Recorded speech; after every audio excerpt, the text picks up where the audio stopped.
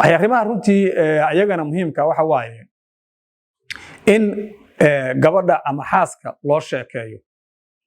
oo waqti sababtoo 12 maanta oo dhan waa maray mid jiran hayso maray mid nuujinayso maray laba kale celinayso maray jikada ugu jirto mar alla markaa guriga timaadid qolkaaga ha iska geline sheekay kaaga baahanta sheekadu markii guriga iyada la keenayo la shukaansanayo iyo xabiibe iyo xubbi iyo gacalo iyo qurux ma halkaas kale ku ekaad guriga markay timaado intii bay u baahanta waliba u badi u laba jibaar oo saddex jibaar sababta hadda dib bay ku jirtaa markaas laakiin gabar kaligeed oo guriga hooyada joogtay ahayd gabdhuhu waxay dareemaan oo runtii aan ku garsiiyaa markii waxay yiraahdeen la soo guursanayay oo hore shukaansigu socday nimanku jacayl bayna tusaan aadi jacaylka iyo kalsoonida iyo ismaqalku iyo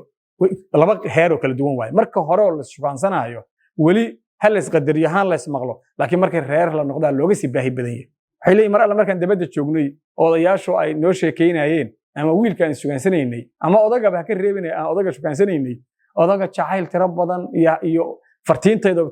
mobilkayga mar alla markay fartiintu soo dhacdo horogas jawaabi jiray horuu ka qaban jiray mar alla markaan xaas ka noqday oo aan gurigii tagayna waxa laga yaabaa in fartiimaha qaar kamid kor iska saaran yihiin waxa dhul yiraahdo oo may soo wacday oo fartiin baa ay soo dirtay arinta ayada ah raggu waxaan jeclahay inay runtii ay wax ka bedelaan gabadha ama xaaska hadaan loo sheekayn oo laba intaan soo sheegay 12 maanta oo dhan culays bay ku jirtay guriga iyo buuq adu aad hal saac joogi jirin bay joogtay hadaada u sheekayn